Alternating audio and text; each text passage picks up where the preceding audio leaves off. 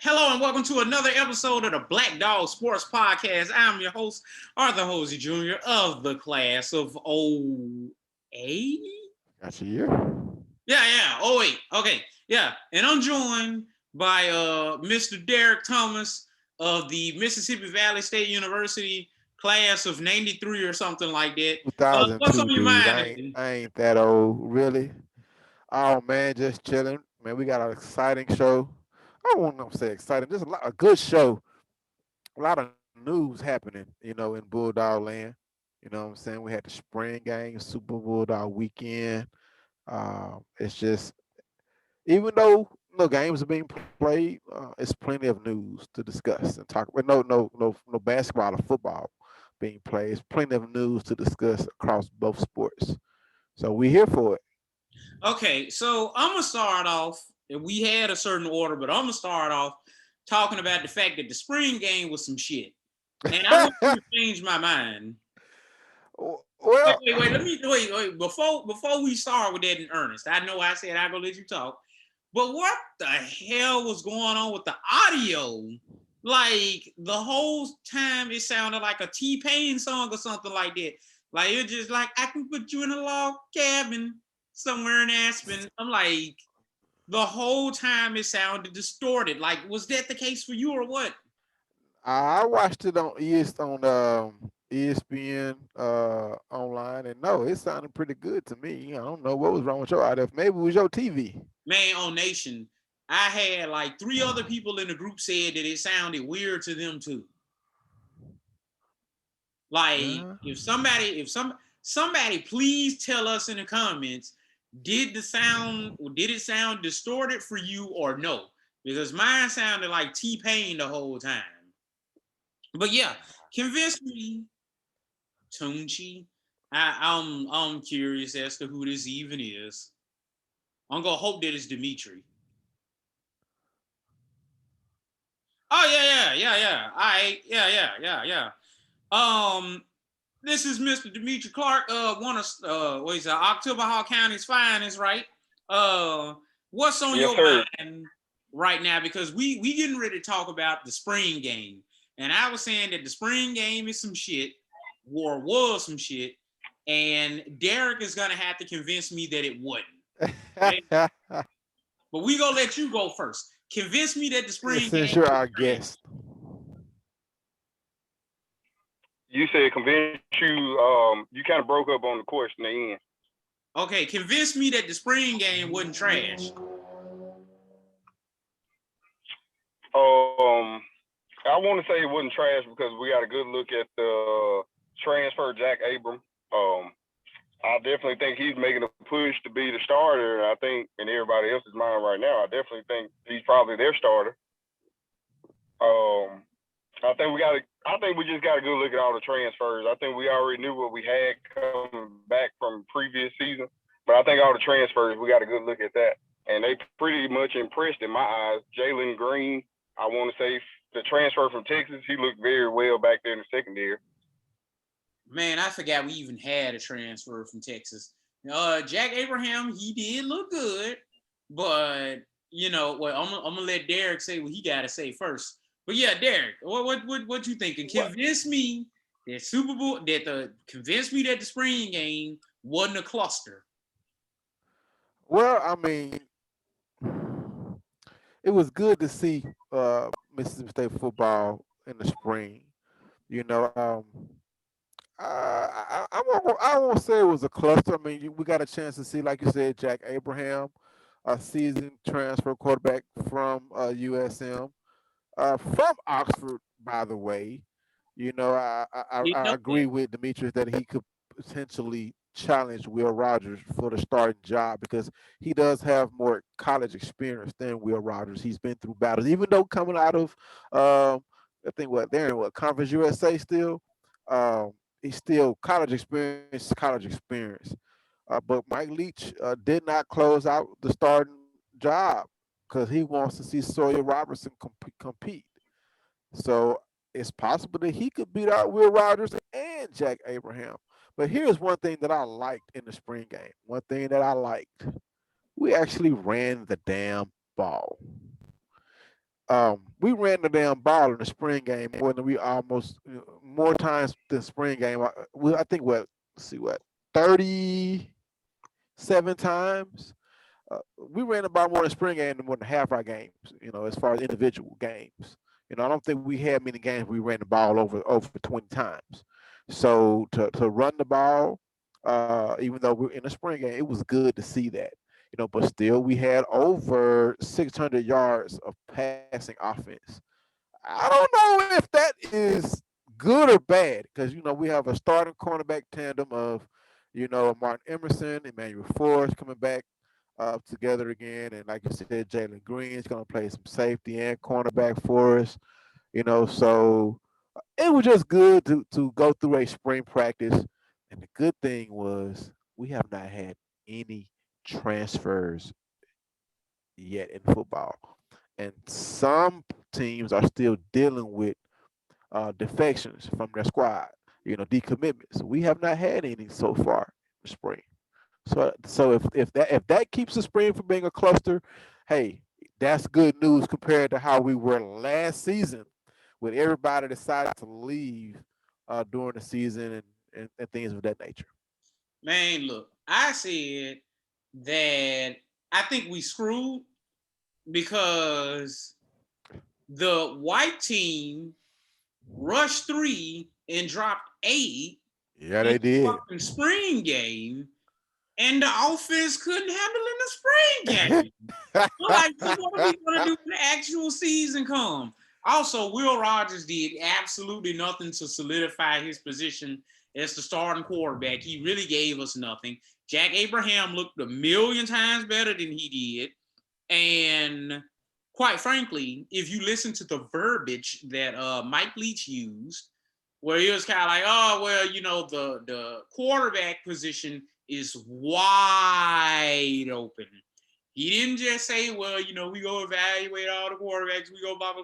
Like, no, he didn't mix words. He made it sound like, hey, it's up in the air. That position is not safe for Will Rogers at all. And quite frankly, it shouldn't be. It shouldn't be. If I had to go purely based off of that spring game, Jack Abraham is my quarterback. He looked way more comfortable. And I mean, he threw some nice fade routes to the back of the end zone. One of them didn't get called a touchdown, but it was a touchdown, but he threw it again and got the touchdown. So whatever. But yeah, Will Rogers, first of all, y'all know how I feel about Will Rogers. Will Rogers has not done anything in his football career other than go to the same high school as Gardner Minshew. That's all he did. Now, as far as I'm concerned, I went to the same high school as Quentin Groves. So as a result, I feel as though that I should get a put me at No. defensive end, we'll be good. Okay. Uh, You went to the same high school as who would you say is Callaway best player in program history? oh man, I played ball with some good guys, but I would say in recent history, I hate to say it, the guys that went to Ole Miss, Aaron and Bell, they played offensive line for Ole Miss. Both of them went pro. They didn't stick, but they both had careers at Ole Miss. So yeah, those guys, Justin Bell and Aaron, they had very good college careers. So um, some good guys. But just to expound on your same Mike Leach as far as the quarterback competition, he said it's difficult to say, very hard to say. We've got to get him here first. He's talking about Sawyer Robertson. That is the reason why our quarterback competition is not over. He wants to see what Sawyer Robertson can do. And he feels Sawyer Robertson has a better experience or familiarity with a passing offense like his. Well, I mean, that's why, we got Will Rogers because Will Rogers was supposed to have a familiarity and a passing offense that Mike Leach likes. Mike Leach recruited Will Rogers to Washington State, and here he is, you know, non-committal on a guy who started and broke several freshman passing records at Mississippi State as a true That freshman. don't mean Thrown to the anything. fire by inefficient KJ Costello. Now Could Will Rogers be deposed by Jack Abraham or Sawyer Robertson when he's on campus? I mean, it's possible. Derek, you look like garbage, by the way. Just like you look like a slideshow. Now I don't know if that's my internet, your internet, or what, but I mean, Dimitri looks fine. So I don't know.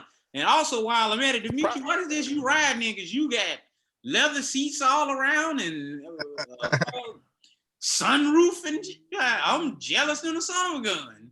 Hey, nah, man. I was actually out there at the park getting a little hooping in McKee Park. I know you probably familiar with McKee Park. Yeah, bad boy. Yeah, wait. Rashana's getting. Are you getting on my case, Rashana, or Arthur? What's she saying? She's like, we're wrong on Will, so are we ready to throw him to the sharks because of a spring game? Yes. Tell her that she has me talking. She has me talking. She can hear you. You know. But yeah, now I'm. So hey, Derek, your internet a little bad. I mean, I'm on Wi-Fi, so maybe it's y'all. But I mean, getting back on that topic of the quarterback topic. Man, I think Sawyer Robertson is gonna come in, but I don't think he's gonna make that much of a competition. I think it's gonna truly between Jack Abram and Will Rogers. I remember watching Jack Abram high school, Oxford High School. He was DK Metcalf's quarterback for people that didn't know that. And I mean, he was just undersized, which is why he didn't get a lot of offers out of high school. I mean, just kind of say Will Rogers type. They both about 6 foot, probably 6'1" at most. I think, like y'all all said, he looked a million times better than any quarterback they got out there. I actually got a chance to attend it in person. I was working, so I saw the first half, and man, those passes in real life, I mean, you could tell by the crowd reaction at the game, he was their favorite. I mean, like you said, the touchdown that was called not a touchdown, it was a touchdown. I was in the end zone watching it.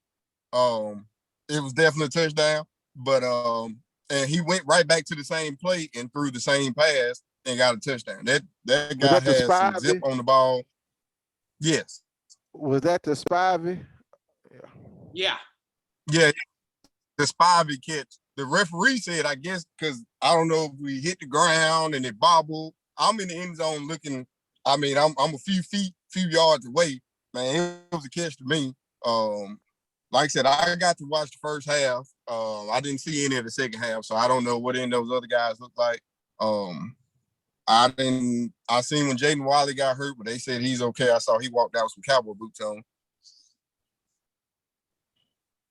Yeah, so it's safe to say he will be participating in the last practice. Who? Because they do have another practice. To end the spring. The spring game was not the final practice. That was the 14th practice. They have 15 practices, so they do have one more practice to go through. So I'm pretty sure Jaden Wiley will not be a participant in that because you don't want to risk him getting hurt.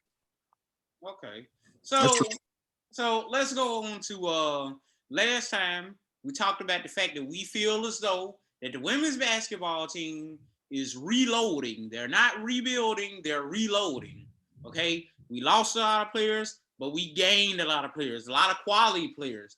Number 2 scorer in the country. Okay, coming to Mississippi State University. We got a lot of guards, real guard heavy, but that is what it is. So I guess that Ben Howland said that he is not going to be outdone. So we got Garrison Brooks coming in from North Carolina, finally, who was supposed to come to Mississippi State from the get-go. But apparently his mama had some type of beef with him going with his daddy. Whatever. We're not going to get into that whole family issue or whatever. Now, I was looking on a Facebook page, and one of the UNC fans said, y'all could have had him 3 years ago. All y'all had to do was ask. And I'm like, his numbers look like they were okay at UNC. Yeah, it'll be fine. Then DJ. I got him right here. Okay, what they're looking like? He started off 4 years. As a started 16 games as a true freshman, averaged 4 points, then 7.9 points, then 16 points his junior season. Averaged close to a double double. 16 points, 8.7 rebounds. And his senior year, the scoring average dipped to 10 points and on the 6.9 rebounds. But hey, you never know. That could have been impact. That could have been caused by COVID. Here's the thing: we're getting a very, very, very talented player. You don't just average 16 and 8 in the ACC, going up against the likes of Duke and other top teams in the ACC. So, then he's coming to play for his dad, and he's a player that's going to bring something to us that we need. I mean, we got another Tulu, but still, you know, uh, Garrison Brooks is going to make an impact for Mississippi State And let next me year. tell you who he isn't. He isn't Abdul Adu. So that is a major step in the right direction because Abdul Adu is basically a 7 foot tall trash can. You know, not as But a he can block person, shots. not as a I mean, 7 foot tall. If you fucking up, yeah, you might get blocked by a 7 foot tall trash can. If you put a freaking dumpster out there, you might have a hard time getting around it just purely by happenstance. You know what I'm saying? Wait a minute. In the words of Enzo, you can't teach that. You can't teach that, man. 7 foot tall, long arms. I mean, hey, we know he's not an offensive threat, but he can block some shots and get some rebounds. Look here, man. If a dude tries to come back to Mississippi State for another year, if he try, first of all, he'd already been here since Rick Ray was at Mississippi State. That's the first thing, okay? Demetri just informed me that his battery died, but oh well. First of all, Mr. John, we got to get Mr. John on the show. what do you say? Mr. John said, Cordell said we will be competing in all sports. Mr. John says, don't bet the bank. We need a new AD. Folks love talking about Polk Owen, but okay. Abdul Adu has been at Mississippi State since Rick Ray was the coach. That's the first thing. Now I know that he hadn't actually. It's a bit of hyperbole, but he at least been here since what that boy name is, Malik Newman, was at Mississippi State. Okay, then I'm just gonna say it. Okay, he got worse every year that he was at State. You can go look up the statistics. He literally got worse every year that he was here. Go look up the stats. The stats got worse every year. About two now. I love Cohen too, Rashana. I think John Cohen has been a good AD. A lot of people are going to disagree with me. I mean, it's a great thing when you can have one of your former players running your athletic department. He cares about the success of Mississippi State. I like John Cohen. That's just my opinion. I like John Cohen as a person. When he came on to the show, I felt as though that he had a very good. How you talk to somebody and you just like to cut it a jib. But on the other hand, I'm gonna go ahead and say that the Moorhead fire he whiffed on. Either A, he whiffed on it, or B, he didn't go through with the hire with fidelity. Oh, come on, Mr. John, don't be like that. Either he screwed up the hire, or else he didn't support it with fidelity. The women's basketball hire, the jury's still out. Okay. Well, yeah, she's just had 1 year, and it's been a tough year. But some people are trying to make it seem like we've seen enough to know that that it's not working out. I'm not willing to go that far. I'm willing to see where this year goes before we pass any judgment one way or the other one. Howland wasn't his hire, right? That was Scott Strickland, right? I have to go look up that. I don't have that information in front of me. I feel fairly confident Let me see. Scott I mean, Strickland. and I have Ado stats here. Yeah, his scoring average definitely dipped since his freshman season. Um, but I mean, he's been a pretty consistent player. I mean, you know, 67, 57, 58, and 66 blocks over the past 4 seasons. You know, 6.2 rebound average for his career. 248 blocks for his career. I have to look and see where he is on the record books. And 85 steals for a big man. I mean, that's pretty good. I mean, even if he comes back, if he doesn't start, he's going to bring us a good defensive presence off the bench. Okay, yeah. Ben Howland was Strickland's hire. Okay. Okay, so he screwed up the the football hire. Some people might argue that he screwed up the Leach hire, but the jury kind of still out on that one. The jury is out on the women's basketball hire. Some people would argue that he should have fired Howland, but he hadn't yet. That's neither here nor there. The baseball hire is great. I mean, well, Lamonis is good. Labonis is good. The Andy Cannizaro one. Hey, you can't blame John Corn for that. That ain't his fault. A good coach. He was a good coach. I mean, the man was a good coach. He just couldn't leave them hoes alone. So,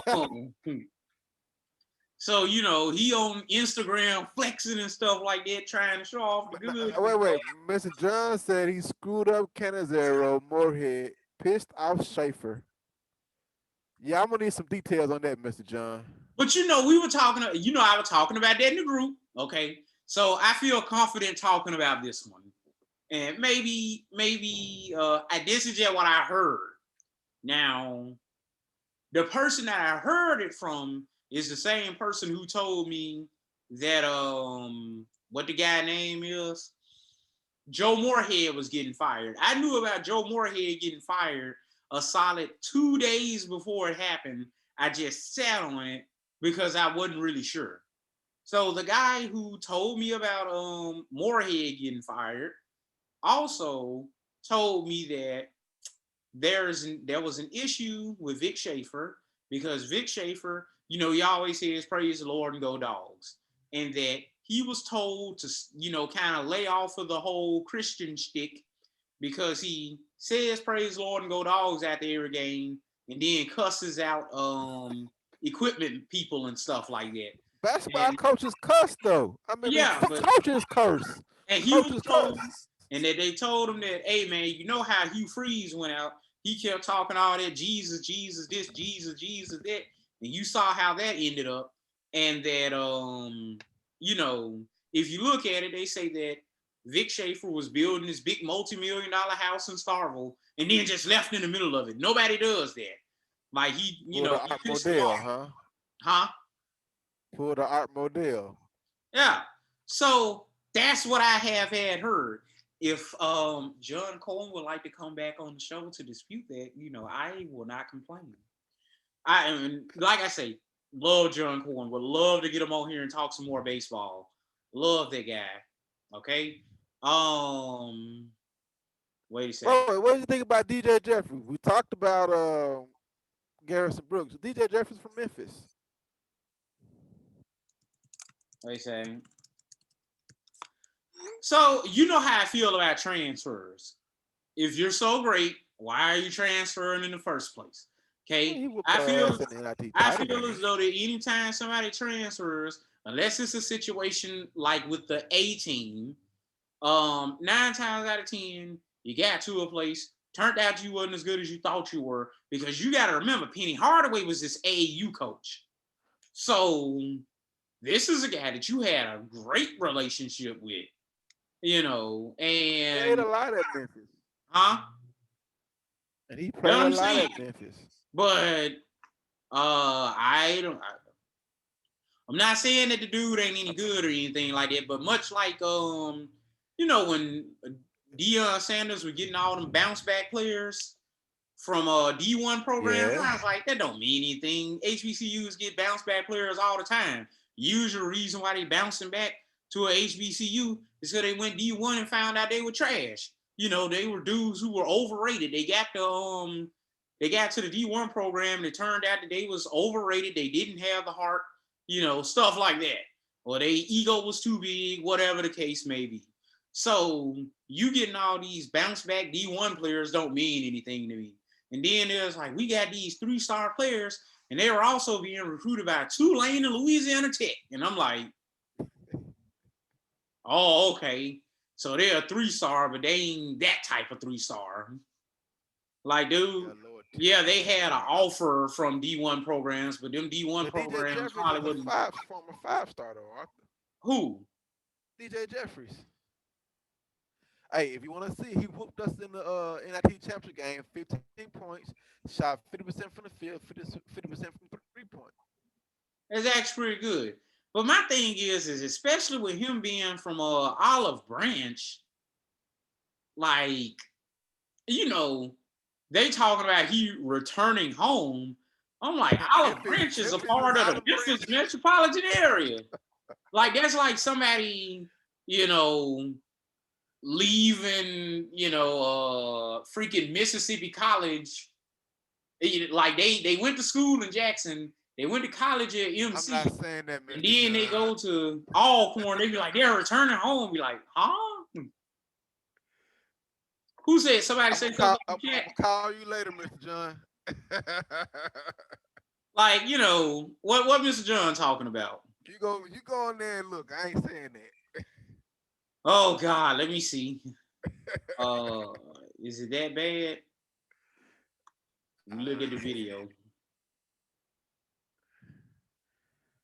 So Roshana said Hugh Freeze should have had a burner account. That's how he went out. Oh no.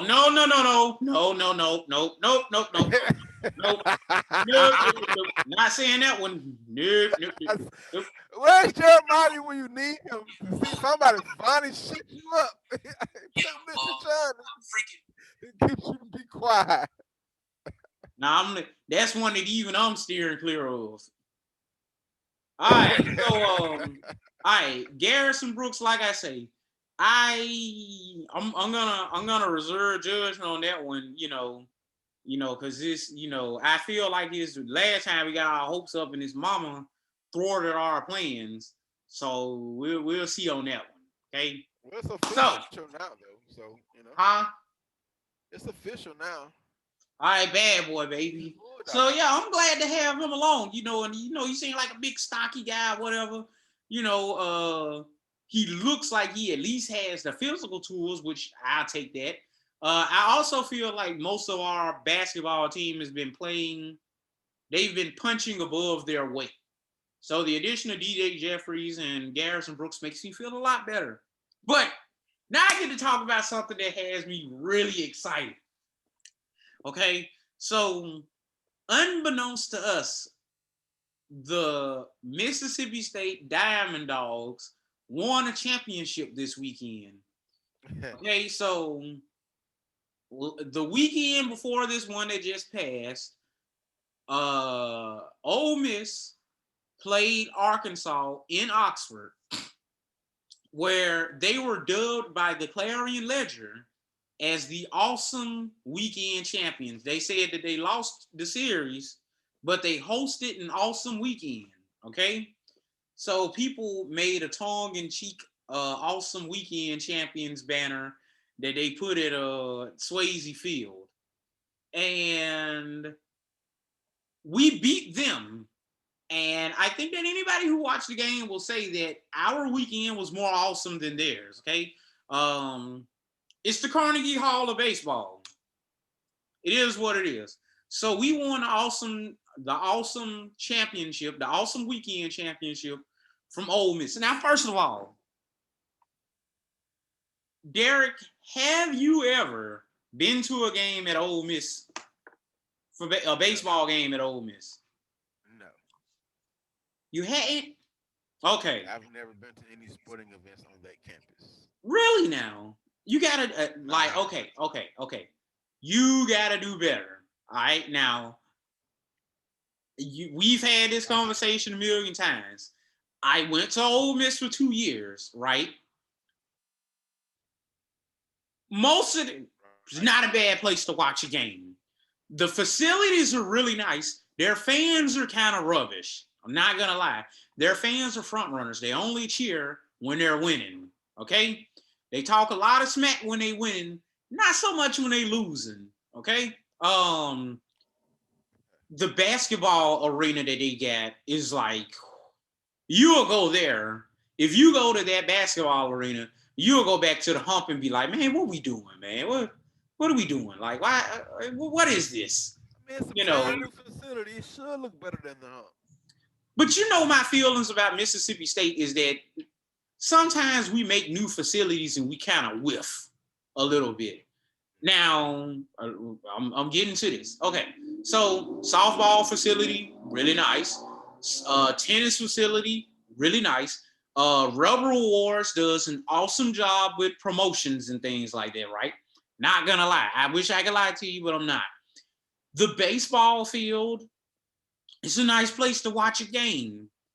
But the difference, what makes Mississippi State's facilities better isn't necessarily the facilities, if you ask me. What makes Mississippi State games so much better than Ole Miss games are Bulldog fans. We're rowdy, we're loud, we cheer no matter what. We're not front runners, okay? Yeah, Ole Miss has their little student section. Beer showers are stupid and gross. And if you're a minority, you're not gonna feel very comfortable going over there. It is what it is. I made a whole YouTube video about how freaking unsafe I feel at the baseball games, being in the student section. Now I've gone to plenty of video. I want to watch that. Look, I've gone to plenty of Ole Miss basketball games when they were at the Tad Pad with and sat in the student section. It was fine. You know, the football games, I went to them and I was fine, but I had a friend who was in the same graduate department as me who was gay, and they literally ran him out of there. Ran him out of there because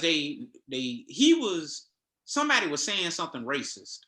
He pulled out a phone to record it, and they tried to accuse him of taking a picture of a girl or something like that. And he was like, man, I'm not taking no picture of this girl, I'm gay. Then they started calling him all types of, we're gonna say F words and Q words. And he basically left out of there crying. And so, let me not go on a rant about how unsafe, you know what, F it, I'm gonna do it. When I was at Ole Miss, I did not feel safe. I started carrying a knife because you heard all these stories. I'm serious. You heard all these stories about these white guys who would be in these trucks just driving around campus looking for minorities to screw with. Like you would see in the newspaper all the time. Somebody walking by themselves, pick up a truck full of people, walk past, call them a B word or, some type of homosexual slur or whatever, throw something at them, yell obscenities at them, things like that, you know. So that was a real thing at Ole Miss. Like this ain't something that I'm making up. That's something that was an actual issue. This type of stuff routinely happened on Ole Miss's campus. I am not making that up. So yeah, that's the first thing. So he went, because when I was at Ole Miss is when they put the noose on the James Meredith statue. Right. When I went to Ole Miss is when the gay guy was doing a play and the football players heckled him until he started crying on the stage and they had to call the whole thing off. So it is what it is. The environment at Ole Miss, as far as like at Mississippi State, I'm not saying that Mississippi State is perfect, but I have never felt any type of way if I decide to go into the student section or any athletic event at Mississippi State. If you look on TV, you see black people at the baseball games and stuff like that. At Ole Miss, you know, they be like, man, you want to go into the student section? I be like, no, how about not? You know, I don't feel like catching nobody outside. That's beside the point. So, Ole Miss's games, they're nice. Ole Miss has a nice ballpark. The ballpark ain't the dude. It wasn't as good as the old Duty Noble Field. Definitely not as good as the new Duty Noble Field. The new Duty Noble Field is basically a double-A baseball park. I would go so far as to say that it might be a triple-A ballpark. It's somewhere in between going to Trustmark Park and going to AutoZone Park, which is where the Memphis Redbirds play. I'm surprised that they don't have LED or anything like that. But yeah, it's nice. So yeah, Ole Miss fans, I'd rather watch a game at Duty Noble Field a million times rather than watch it at Ole Miss. And that's not saying that Ole Miss has a ballpark, because I would be lying if I said that they do not have a good ballpark, if they do not have a good environment, a good atmosphere to watch a game in. I'm just not going to watch a game from their student section. I'm not crazy. Let me tell you something else while I'm at it, okay? I'm at an Ole Miss game, and these guys is behind me making racist jokes. They were talking about how if they came out they were talking about how they miss Confederate, like Robert E. Lee holiday when they used to get out for Confederate Memorial Day or some crap. Then they started talking about if they had new coins, they should have one with Barack Obama on one side and a piece of watermelon on the other side.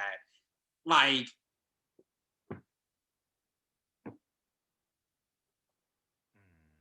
okay. I'm through with I promise I'm through talking about my time at Ole Miss. I'm not. I got one more anecdote. You know, I went to Ole Miss on a fellowship. Number one, I got a graduate assistantship, and number two, I had a fellowship. So I did not pay a dime to take classes at Ole Miss. And there was a lady, real nice lady, who used to go to all the Ole Miss games. Every game that I went to, she was there. And I don't know her name or anything like that. But she was like, yeah, you know, we used to support state, blah, blah, blah, blah, blah. But, you know, we live close to Ole Miss. We come to the Ole Miss games. And we would openly talk about Mississippi State fandom and stuff like that. And she had this other Caucasian lady that she used to hang out with. And I was like, yeah, you know, I'm here for the education, blah, blah, blah, blah, blah. You know, I'm really a state fan. So she was like, if you don't like Ole Miss, then why are you here? I like, well, I got a fellowship to come here. So she started going into this speech, you know, about how it was reverse discrimination that I got to come here for free because I was black, you know. Wow. And you know what? I will say this about Ole Miss fans. Most Ole Miss fans that I know, actual Ole Miss fans who went to Ole Miss are nice, decent, reasonable people. Not very much different than the average Mississippi State fan.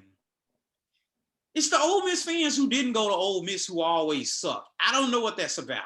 I can't explain it. They're the ones who are just like super over the top. Most Ole Miss fans that I meet who actually went to Ole Miss, they be kind of like, dude, our program history ain't that great. You know, they might talk a little crap or whatever, but that's about it. But yeah, the lady, the one that I was cool with, she was like, ignore my friend. She, you know, that's another conversation in itself. So whatever, okay? So baseball series. We won the first game. It was great. Oh my God, it was great. Did you watch the games, Derek? No, I didn't. I hadn't started a firestorm in the comments about my time at Ole Miss, have I? Let me go look. Praise God. Okay, great. What you mean you didn't watch the games? I didn't watch the baseball games. I mean, I barely got a chance to watch a spring game because I had to work. I had to register my daughter for high school that Saturday. Then I actually had to work. We had an event in my building, so I actually had to work. Let me tell you something, brother. You remember that time we played Texas A&M and Nick Fitzgerald ran in that touchdown when they had them black and gray uniforms on. Nick Fitzgerald ran in that touchdown the first play, and Texas A&M was like number 3 in the country or something like that. Do you know where I watched that game? I watched that whole game on my phone in the middle of a building leader training on a Saturday. That's how deep my dedication is. When I'm in the sim lab, I can't really watch videos. I have to pay attention. Okay, so me as a person who actually watched the game, Duty Overfield was a madhouse Saturday night. Not Saturday night, Friday night. It was crazy. It was loud. It was rowdy. You could hear him in there, maroon, white, maroon, white. And it was just like crazy. You even had the Ole Miss player to post saying that this is the best college baseball game that he went to and that the stadium is, the best one that he'd been into. He had to take it down, but he said it, and we have the screenshots to prove it. Then Saturday, that was what it was. We lost 9-0 and got 1 hit. Started out the Sunday game a little bit shaky, but was down 4-2. Ole Miss, we tied the game up, and then was it Tanner Allen that tied the game? Well, he got us a 7-4 lead with a triple with the bases loaded. And just, it was Duty Overfield's the new dude's finest moment. So,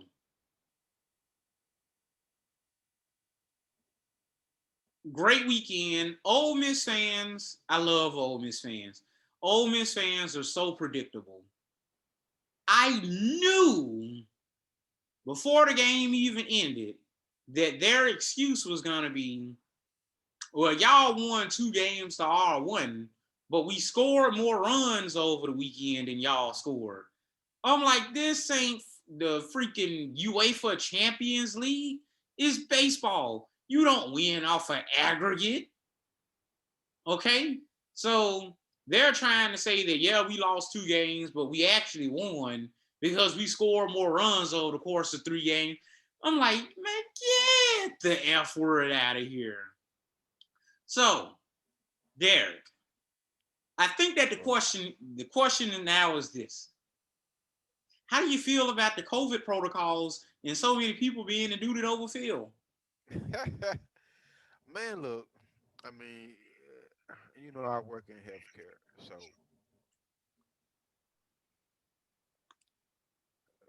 COVID ain't going nowhere. So I guess people are just feeling like they want to live their lives.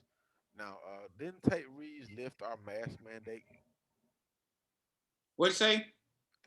Didn't Tate Reeves lift Mississippi's mask mandate? Yes, he did. Okay. When you went to a game at Mississippi State, when you went to what was that? What game was it? Hey, do something with your mic because it sounds like you whispering.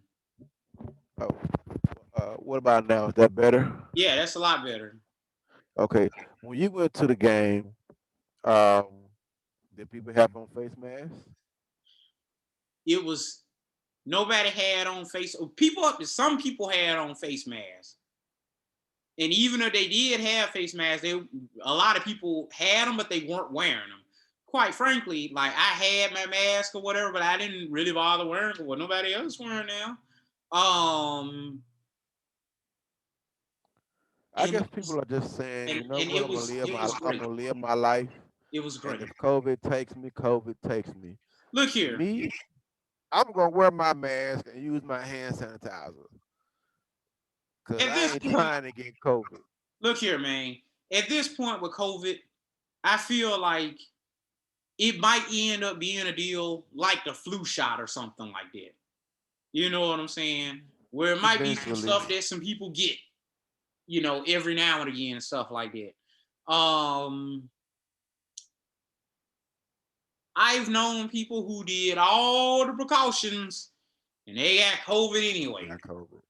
And I know plenty of people who ain't bit more done any of that stuff than a man on the moon and they ain't caught COVID. They didn't get Now, COVID. I work in a public school. I work in a public school.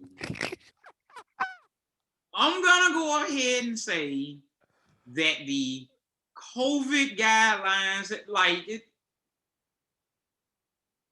Hey. at this point, I'm just gonna say this. At this point, I think a lot of people are fooling themselves. And I feel as though that a lot of people talking about the mask mandate and all of that good stuff, I feel like it's virtue signaling, politics, and trying to seem holier than thou. Because my thing is this, like a lot of the stuff is stupid. Like with the NFL players, where like, or the NFL where the people that get fined for not wearing a mask on, like, look, they out there breathing and sweating and, you know, bleeding all over each other on the field and stuff like that. And you go find them because they went to the sideline and did like and celebrating in the locker room. Exactly. I'm like, at that point, for you to find them because they didn't have a mask on is just stupid. Or like in, you know, they show the pictures of the people being in the airport, socially distanced in the airport, but then they get inside the airplane and everybody all on top of each other in an enclosed space on a flight. They go be on for a couple of hours. Is just posturing. At this point, people just fooling themselves. Like, you go into a restaurant, you sit in a restaurant for however long, ain't nobody socially distanced or anything like that. At this point, to me, I feel as though that a lot of people that's talking about mask mandates and how stupid the mask thing is on Facebook and stuff like that is just doing it so they can pat themselves on the back and point their finger at the other people and say that they stupid.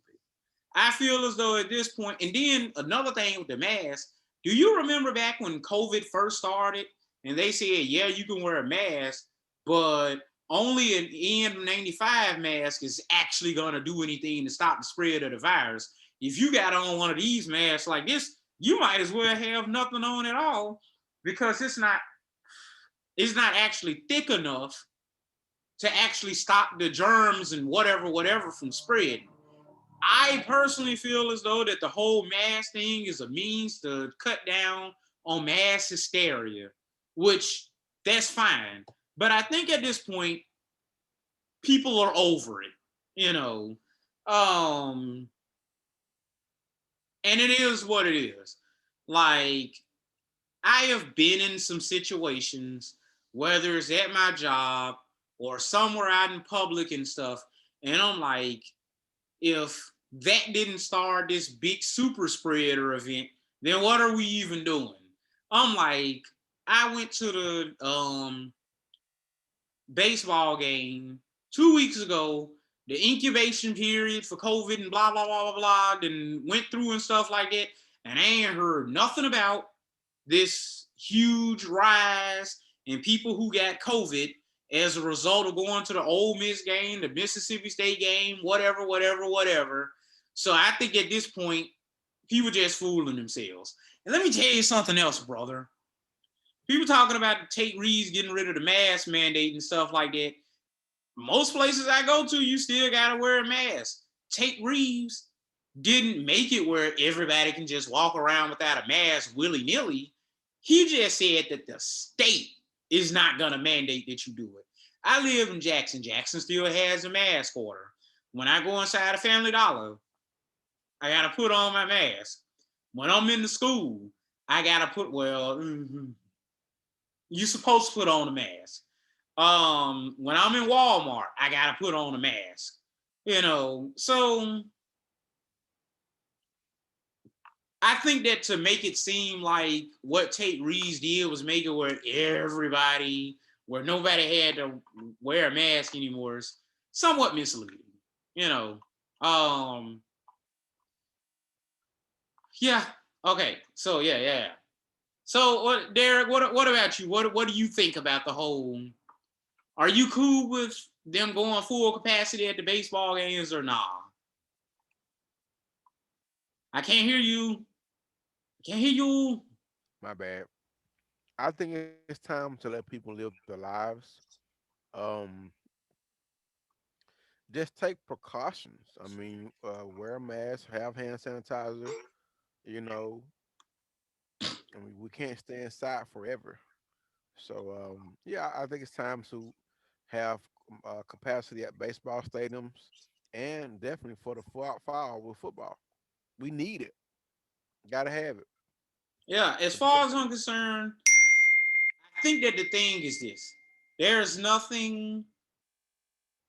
I think at this point it got to a point where it's like, if you go get it, you go get it, and if you're not, you're not. The masks are pretty much a lie. Maybe social distancing and all that good stuff is cool, but at the end of the day, like, we might as well, if you go get it, you go get it. And a lot of people a lot of people I talk to feel as though that, like, it's nothing that we can really do about it. That it's going to end up being one of those things that everybody can mess around and catch. That it's basically going to be kind of like the new flu or whatnot. Right. And then we might as well go on about our business because there ain't really nothing that we can do to stop it. Now, that being said, the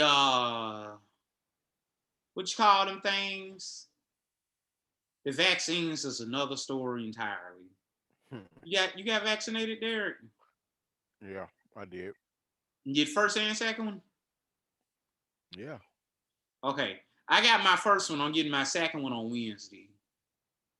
I just didn't go on Facebook and Yeah, I don't really like. I mean, when I had my surgery is the only thing I really talked about my health on my social media. I don't really like talking about my health and stuff like that on my social media. So when I got vaccinated, and I didn't post about it. I mean, it's my own private situation. So I don't really talk about health situations on my social media. So I feel you there. yeah. I understand people were posting and discussing it. I guess to just share their, you know, maybe their joy or to calm fears about the vaccine. Um, that's just not something that, like, when I had my surgery, I didn't post about it. I let people know about it after the fact, but that's just my own personal preference. I know a lot of people who post about their health and stuff like that on their social media, but that's just not gonna be me. Wait a second. Demetrius High, what's the passcode? I'm like, dog is over with. Like, dog, we Man, we wrapping. almost done. I mean, we All right, talk about let's go on here. Let them in. Let's get the people some free Let's get the people some free Black Dogs action. Why not, right? always free. Yeah, it Hey, is Mr. always John, free. I just needed the Pfizer vaccine to give me Professor X's mind powers and Wolverine's regenerative powers, and it would have been a success for me. That's what I needed. No third arm, just those two things, and I'm good. Yeah, I've always said that if I could have a superpower, I want telepathy. I want to be I like mean, Professor X. Professor X and Wolverine. Because all that being invisible and all that type of stuff. Wolverine without the metal. Man, look, Demetri, we was about to say on Nation is over with. We had the dead end. We were talking about, okay, so you in law enforcement, you around there in Starkville. I seen you with your where you made a status about what Starkville is fully open or something like that. So how do you feel about the baseball games going back to full capacity? Like, do you feel as though that it's a super spreader event, or you like, dog, I don't even care? Man, y'all asked the right person about this COVID stuff. I got some beliefs about it that man, I couldn't wait for everything to open back up, to be honest. Like I said, that's off my own beliefs about the COVID. I just feel like since this COVID shot has come out, nobody goes. You don't hear about people getting tested like they were before the COVID shot. But if you take the shot, then you can still get COVID, from my understanding. So that just lets you know. Yeah. I mean, I don't.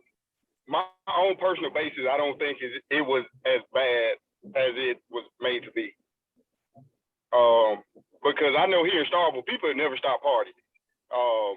And so all these people that have partied, they didn't come down with. We didn't have any mass deaths. We didn't have mass casualties. We didn't have mass people in the hospital. And these college students here have never stopped partying. So, I mean, what does that tell you right there? I mean, to be honest. But Right. Mr. John says he spent 15 years with a top pharmacy company, and I know that's what he does. He sells medical equipment, high grade medical equipment. He says some Pfizer management are not taking the vaccine. How you gonna make the vaccine and I won't take it? Personally, I mean, I haven't, during this whole pandemic, I've never been tested for it. That's just, some people may look at that as good or bad. Hey, that's, you know, everybody teach his own.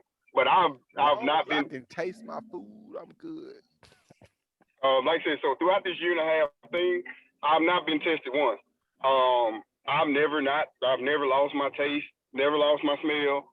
And I've been around it probably more than, I mean, law enforcement or first responders have been around it more than anybody.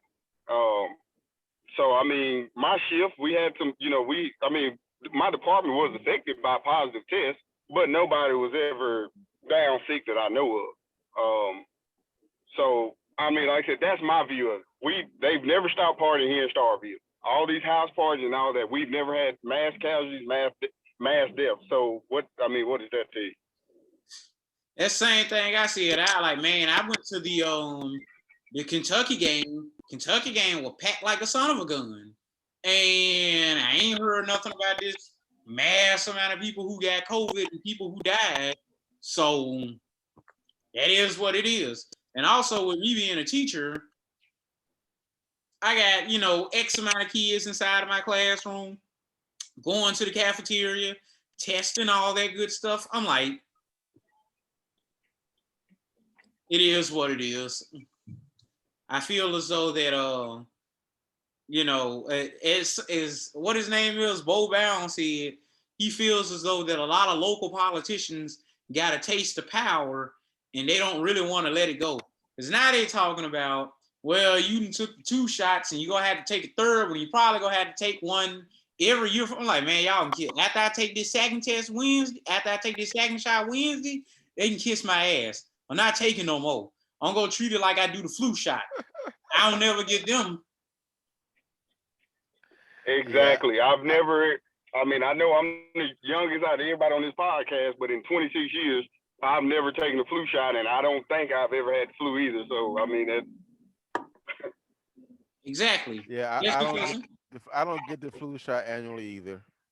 You know, because I feel as though that, you know, our generation just, you know, well, Derek a baby boomer, and I'm a millennial. I don't know what generation you in, but I think I'm Generation Z. I think I fall into Generation Z. Yeah, me and Derek generation just built different. You know what I'm saying? We were just in the trenches, and you from Columbus, so that's close enough. So yeah, I mean, before we like hand sanitizer, this, that, I'm like, man, look, man, I ain't got time for all that. That's why all these kids got asthma. Everybody, mama got asthma, need an EpiPen. I didn't know what an EpiPen was growing up. You know, I'm like, y'all got all these, and then peanut allergies. In my opinion, all that stuff made up. But that's beside the point. What? Why are you looking at me like that, Derek? Did you just say peanut allergies are made up? Sure is. I tell you what. You work at a school, try to get a kid at your school that got a peanut allergy, eat a peanut. Okay, let me ask you this. How many people our age you know with a peanut allergy? Exactly, none. You know why? Because it's made up. Because all these kids grew up, instead of actually washing their hands and going outside getting dirty and falling and scraping their arms and stuff like that, they was inside the house playing video games using hand sanitizer. Let me tell you something about that hand sanitizer, brother. Remember how they used to have that antibacterial soap? Turns out that the bacteria started evolving and stuff, And after a while, that antibacterial soap didn't mean anything. So you might as well just been using Dial and Irish Spring and all that type of stuff. So as far as then, let me tell you something else. My kids are like, I could take some alcohol and put it in the spray bottle, be like, there you go, hand sanitizer. They're like, man, this ain't hand sanitizer. I'm like, the main ingredient in hand sanitizer is freaking rubbing alcohol. It's the same shit. I got a big old giant jug of alcohol for $1, and y'all sitting around there paying $20 for some hand sanitizer that's the same size. Okay? So basically, I just got it's like the loud version of hand sanitizer. It's the chronic, it's the strong stuff, okay? Moonshine. Ain't nobody got time for all of it. I mean, we actually play UAPB in baseball for 420. So you think we're gonna beat them, Arthur? We play UAPB tomorrow. I thought it was UAB. I mean UAB. First of University of all, Alabama, Birmingham. First of all, I don't smoke. Okay, that's the first thing. The fact that they wear green is kind of ironic now that you mention it. Yeah, I'm not the UAB game. That'll be cool or whatever. Let me tell you the game that I'm worried about. This freaking Vanderbilt series coming up. Jesus Christ! Oh my God! Yeah, they mowed LSU down. You know, so yeah, that Jack Leiter, Al Leiter's son is a beast. I would love it if about Kumar Rocker. Of course, you know he's already eating us for breakfast, lunch, and dinner, and a bulldog snack. So, don't even have to mention him. We already know what he's about. He's already whooped our ass. They one of those teams kind of like Arkansas. We just can't beat them. Or like we'll beat them, but we can't beat them like on a consistent basis. And let me tell you something else. So, you know, Yancey Porter, the Ole Miss guy, right? Yeah, I was gonna mention that too. And he was talking about how he blocked me off of the Spirit. I had made a fake account. I was on there talking shit. I told him I was a Mississippi State guy. You know, like, hey, I'm a Bulldog. I just want to come in here and talk to you. It was a couple of years ago. And my name was like, it had 1914 in it. And they were just hell bent. Is that me? Is that Scott Field? Scott Field? I'm like, no, I'm a Sigma. It's the year of my fraternity. But that's the year of Mississippi State's field. So it's a freaking coincidence. So, man, but you know, Yancey Porter basically was saying that Mississippi State's team doesn't have any power and that we got a bunch of 5'9" white boys and blah, blah, blah, blah, blah, and that it's all well and good, but we can't win anything meaningful. You know, I've actually been saying that the whole time. Remember when John Cohen came on here? And I basically like, look, man, we need to start recruiting some niggas because we ain't gonna win no national championship with these Jake Mangum with a team. Y'all excuse him. With a team full of Jake Mangums and what the guy name is, Rowdy Jordans and stuff like that. Because they are talented players, though, man. They talented players, but what happened every year when we get into the College World Series? Them dudes ain't got it. They, you know, they normally hitting bloopers and stuff like that, and you know, timely hits and stuff. And then, like, think to the Ole Miss series.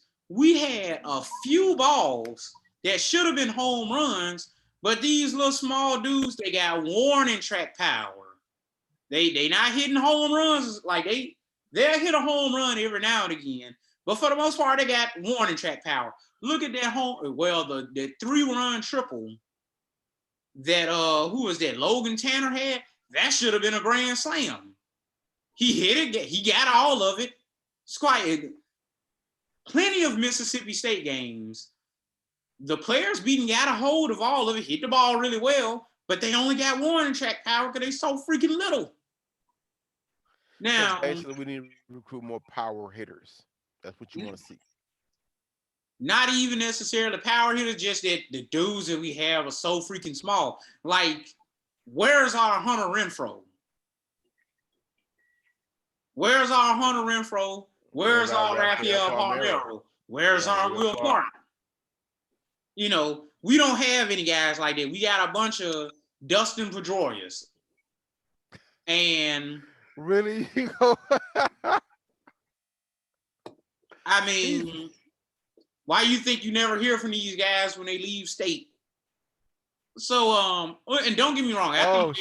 Mr. John, Mr. John said, could you imagine an all-white football team? Bad news. Well, we're gonna say bad news Bulldogs. He said bad news Bears.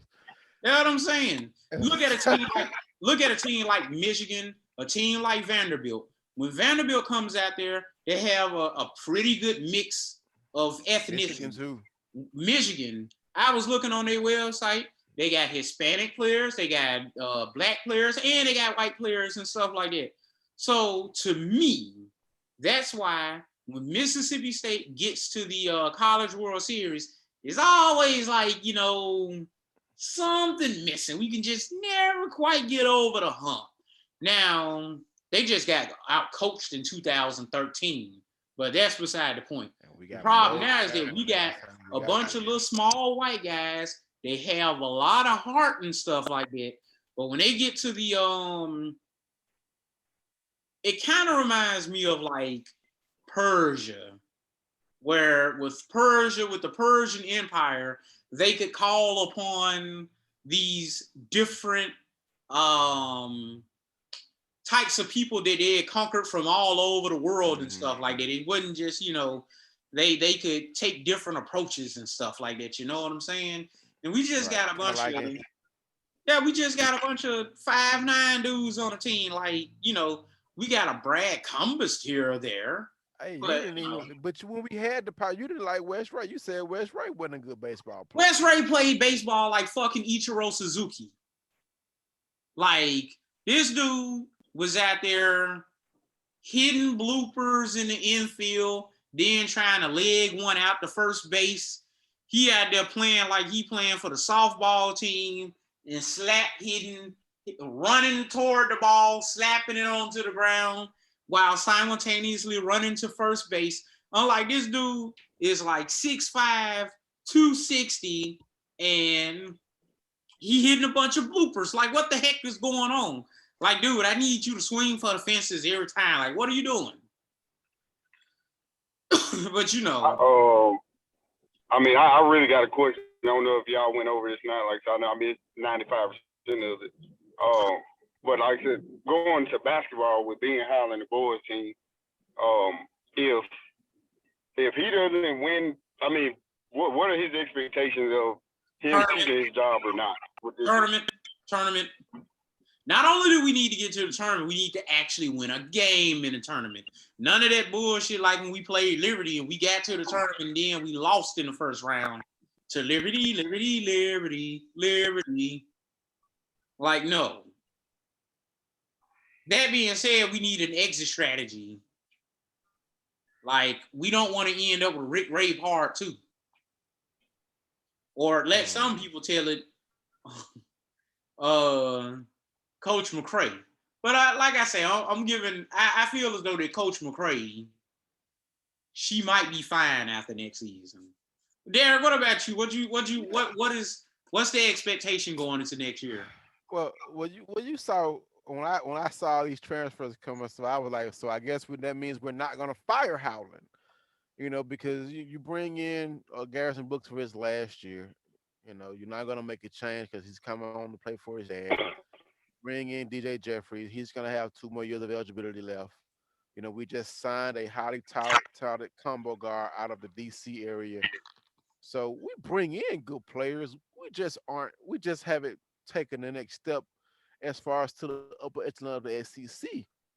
Now, with this squad, you know, it's going to be a mixture of youth and experience, especially with the transfers.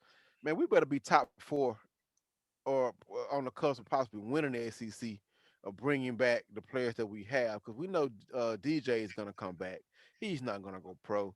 So it's possible we may have Molinar, DJ, Jefferies, shoot, Garrison Brooks, Tulu.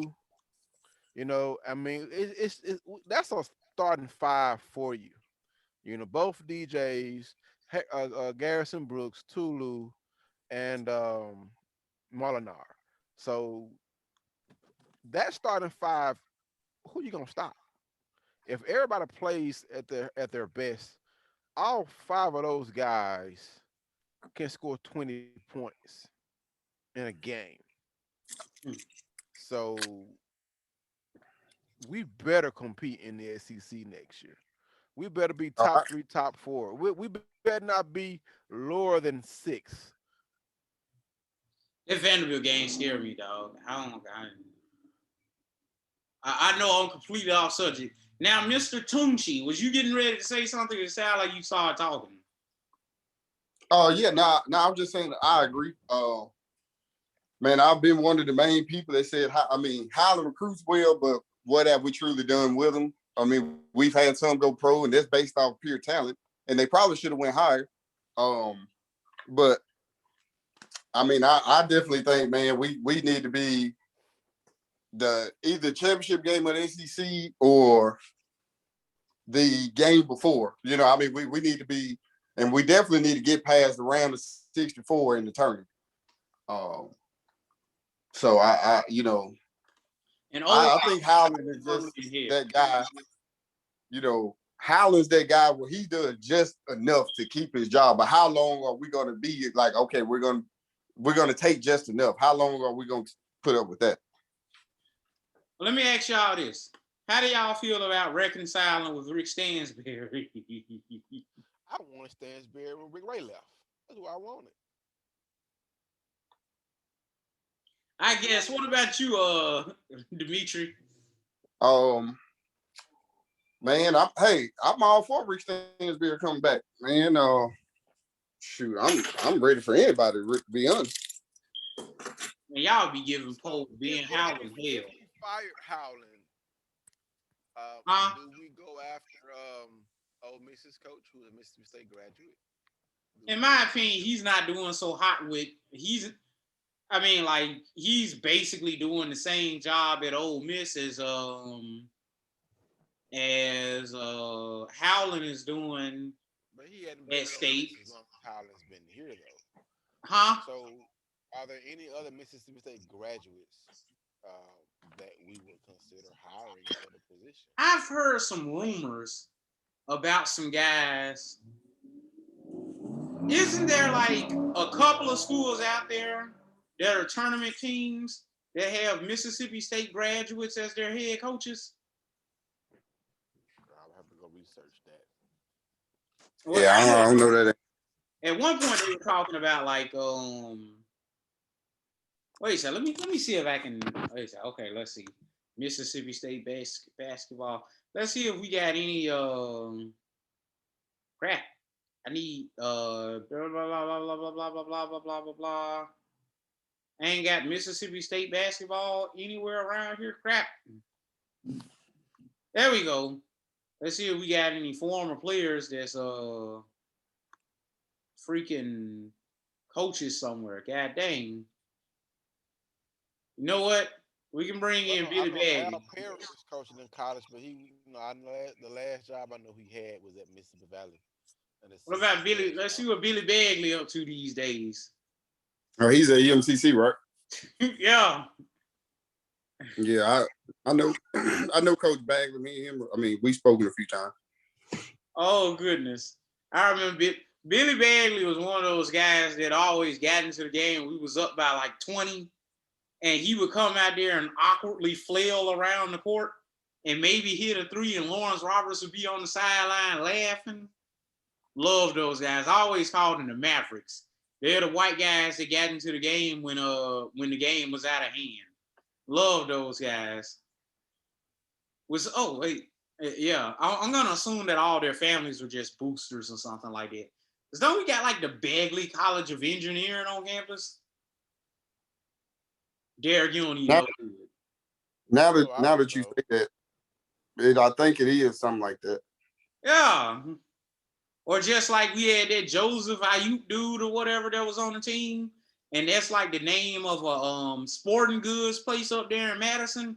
I always just imagine that those white guys who get to play on the team, their parents are boosters or something like that. Anyway, we've been on this freaking show too long. To hell with that. So we go wrap this thing up. We need our pardon thoughts or whatnot. Wait, hold on. I got somebody requested to follow me on Twitter. All right, so Derek, what's your final thoughts? Heading into this weekend. We got transfers with the girls team, transfers with the boys team, and looking at a Vanderbilt series. Well, I want to see what Coach McCray is going to do with her last two remaining spots. I mean, right now, if you look at our women's basketball roster, we got 3 players. I can't hear you. You can't hear me. Can't hear you. I want to know what Coach McCray is going to do with our last two remaining spots on the women's team because we only have 3 players over 6'2". That's Rakia Jackson, Charlotte Cole, and Jessica Carter. So we need to recruit some size. We need some size immediately Why is Charlotte Cole on the team? because she's 6'5" and you can't teach that. Nah, I'm getting ready to call ice on her. Man, she was just true freshman, man. Get her later time to grow into her position. Charlotte Cole, Abdul Adu, and whoever that white boy is on the men's team. I'm calling ice on everybody. We need to see that. Can't call on Chloe no more. She gone. I miss Chloe. I bet you do. She was nice to look at. We missed her definitely this season. We could have used her.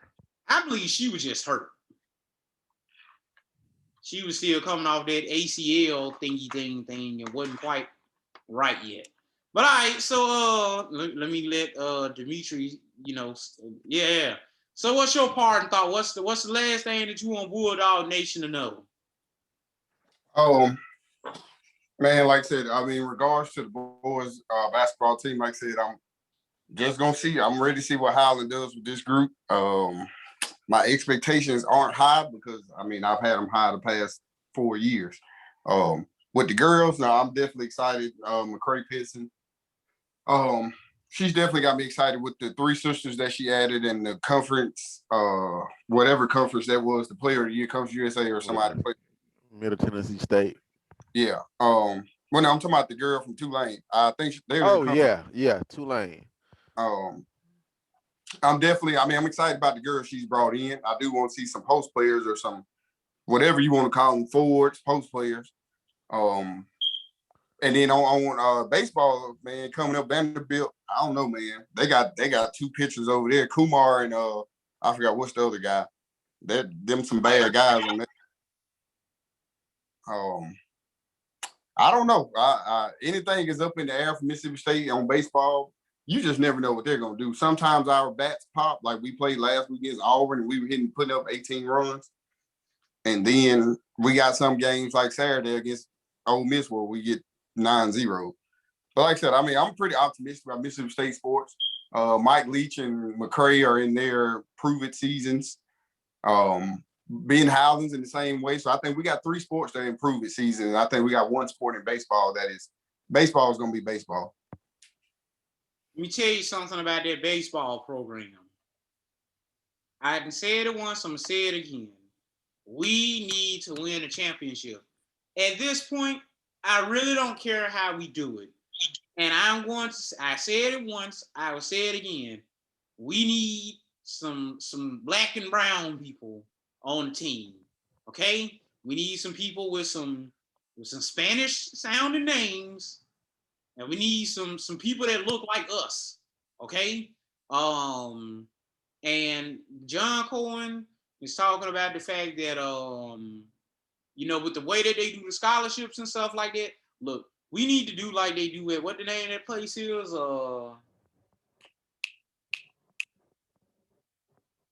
What's the name of that place at Vanderbilt?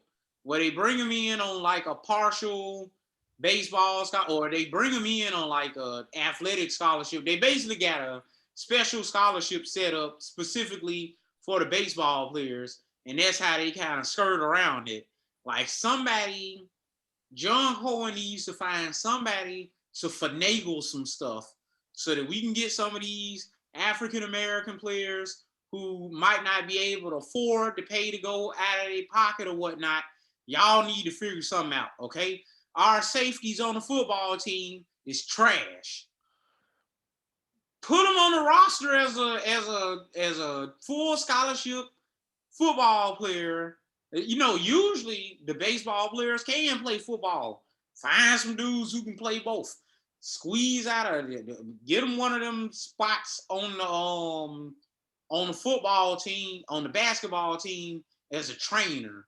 Do something, okay? Get them talk to us. Talk to the Black Dog Sports Podcast.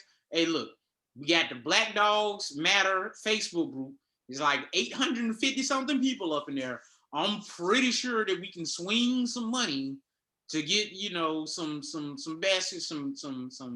baseball players, okay?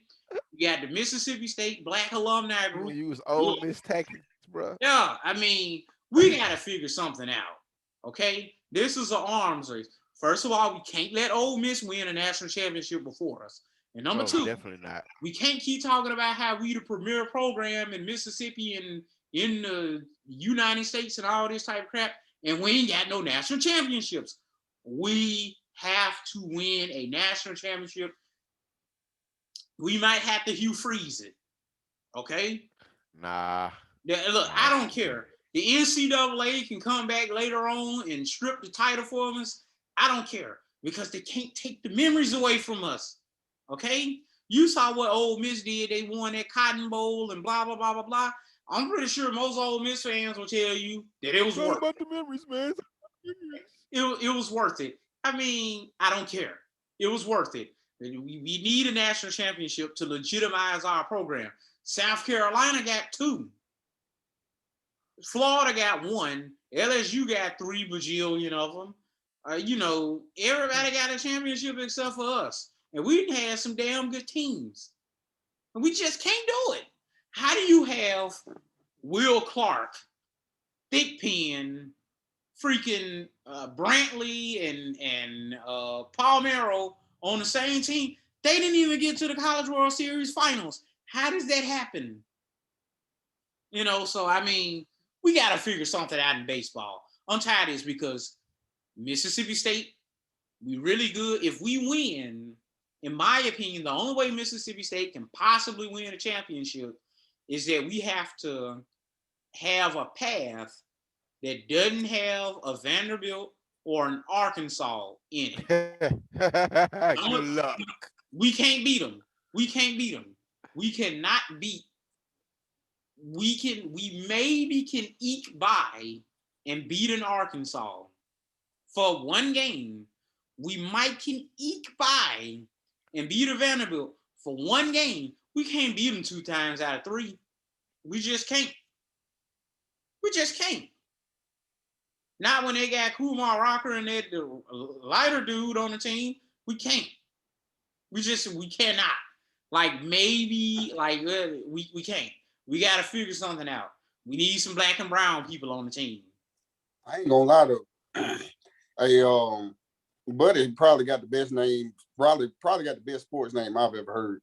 That Kumar Rocker. Yeah. Hey, Kumar Rocker. That's a pretty cool name right there. So it's a shout out to his parents on that one. But I always think about John Rocker, the one that played for the Braves and made this statement about how. I know who John Rocker is. Yeah, I hate going to New York City because you're sitting next to a person speaking some foreign language that you don't understand, and the other person's gay. I was like, bro, you cannot say that out loud. John Rocker, what a character. Be like, we be thinking it, but you can't see it. But long story short, John Cohen, if you listen to this, we got to do what we got to do to win this baseball national championship. We know that it's not going to happen in any other sport. maybe women's basketball, possibly. Boy, men's basketball ain't gonna happen. Football probably not gonna We happen. won a national championship in track. Anyway, that's all the time we got for the Black Dog Sports Podcast. You know what I'm saying? We'll see y'all again next week. You know, and K-Body is tired track, man. Track.